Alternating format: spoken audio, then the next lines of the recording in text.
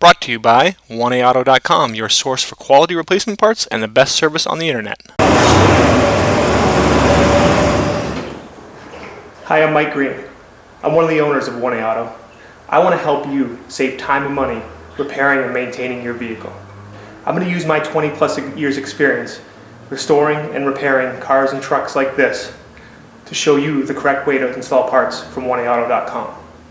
The right parts installed correctly. That's going to save you time and money. Thank you and enjoy the video. In this video, we're going to show you how to remove a rear axle on this 2004 Chevy Trailblazer. This is pretty indicative of any Chevy GM product that has a C-clip rear axle, and when I say C-clip, you'll see what I mean in the video. You'll need various metric and standard sockets or wrenches ranging in size from 5/16 inch to 19 millimeters with the ratchets and the extensions, breaker bar or a pipe for leverage for some of those bolts that are tighter than others, catch pan, jack and jack stands, flat blade screwdriver, and two M10 by 7 centimeter bolts, as well as a 3/8 drive ratchet with an extension. Okay, rear tire.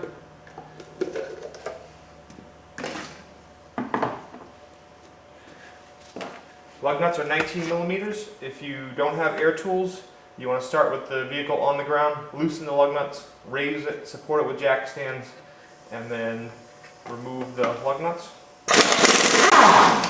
Okay, so we'll use some fast forward as we remove the rest of the lug nuts and the wheel. We want to use a screwdriver. What I'm doing is kind of pulling out on the caliper. That just helps to get it off the brake pads. You remove 2 bolts and then remove the caliper. And on this vehicle, those are 14 millimeter bolts. Okay, so pull up the caliper, put it up and out of your way, and then you can just pry out the brake pads. You actually can skip this step. You can just pull the bracket off. Then you want the pad bracket, 2 18 millimeter bolts on this vehicle. I'm going to use a piece of pipe along with my ratchet, and the pipe actually just gives you some extra leverage. And then on the lower bolt on this vehicle, it has a clearance issue, so I'm going to put on my 18 millimeter wrench, and then I'm going to hook another 17 millimeter wrench onto it and pull down. Okay, then finish off taking those bolts out.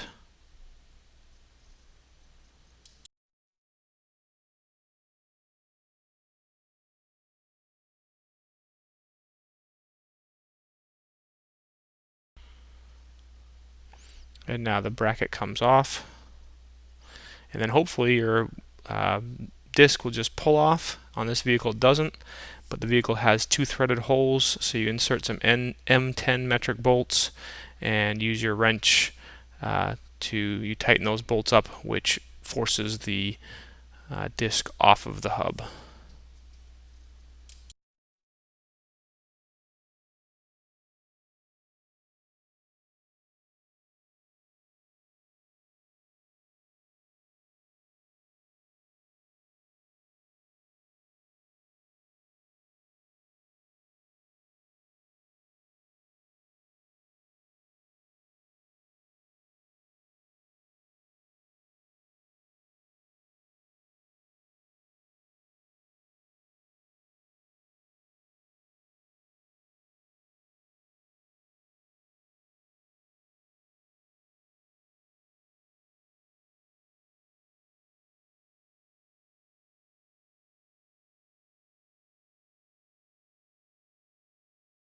Now you want to turn your drive shaft with your vehicle in neutral until you have a good angle at that bolt right there. Now using a 5/16, I'm going to remove this bolt.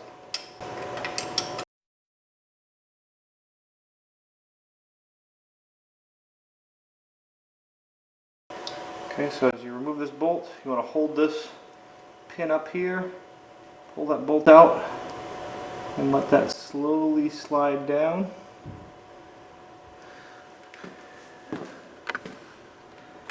Okay, that will allow you to actually push your axle in. Okay, which then allows you to pull out a C-clamp. Should this fall down here?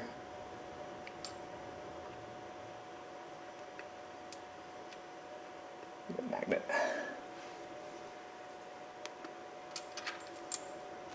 Okay, that C-clamp comes out.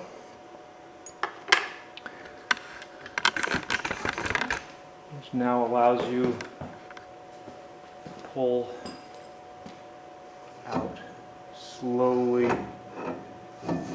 your axle. Okay.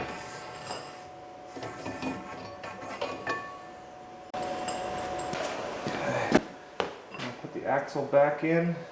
You want to lift up on it so it doesn't drag against your seal.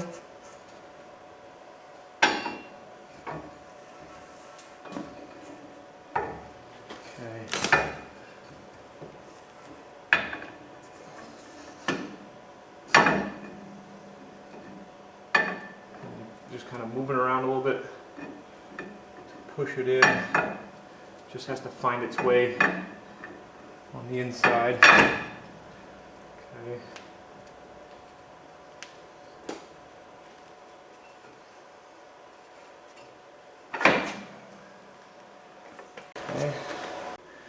Okay, and here, what you're really hoping is nothing's moved.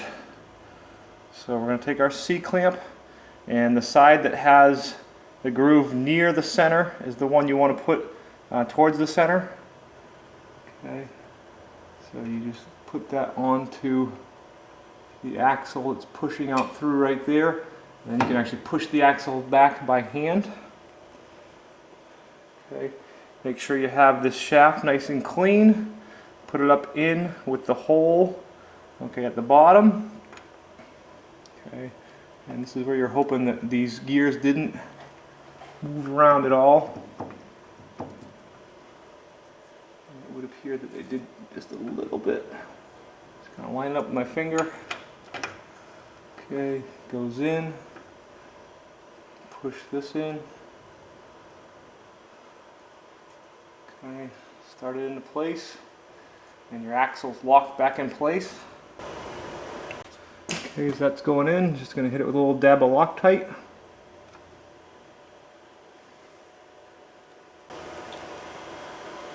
Being greasy and stuff, it's not going to stick that well, but that's okay.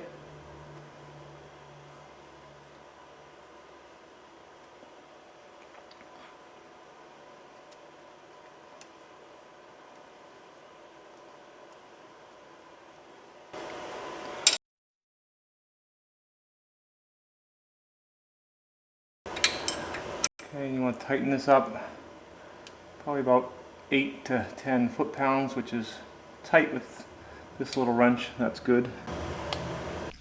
Okay, now we're going to get back into cleaning everything up and putting it back together. So I just wipe down the inside as much as I can, get as much dirt and everything out of there as possible. Now clean up and wipe down your rear end cover, and there's a little a rectangle there. That's the magnet. Make sure you get that wiped off really well. Right there, displaying it. You can see I cleaned it up better. On this one, you do reuse your gasket, and I put just a little bit of sealant on the cover just to help with some of the crustiness from the rust. And now we'll put our cover up there, start it with a couple bolts, then start all the bolts by hand. And then tighten them preliminarily with a wrench after that.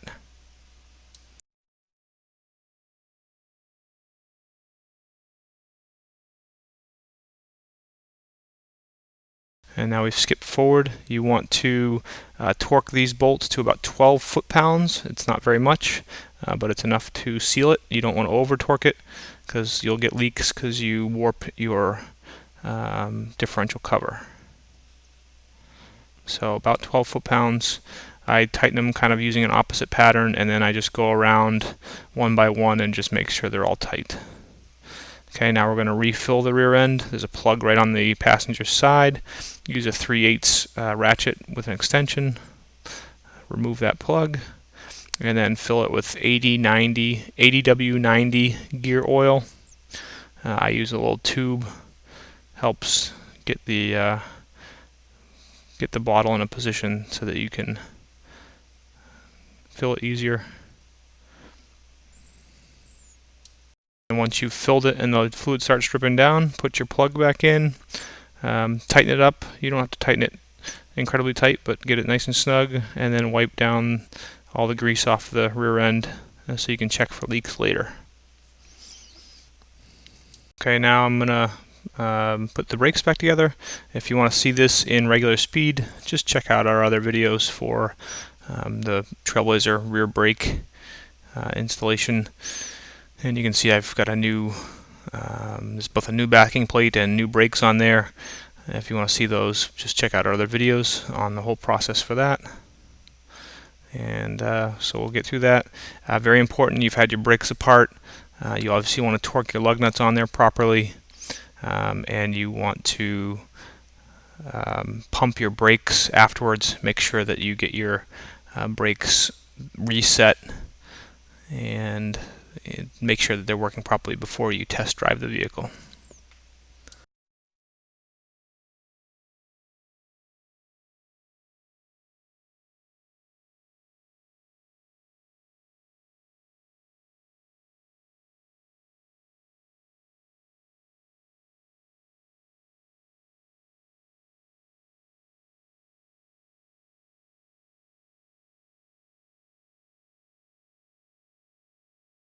Okay, so torque the lug nuts to between 100 and 120 foot-pounds.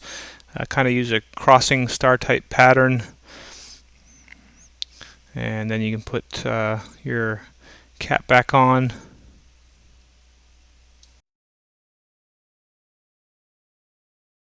Always make sure after you've had your brakes apart that you pump the pedal a bunch of times, work the pressure back up, and make sure you work the brake caliper pistons back into place.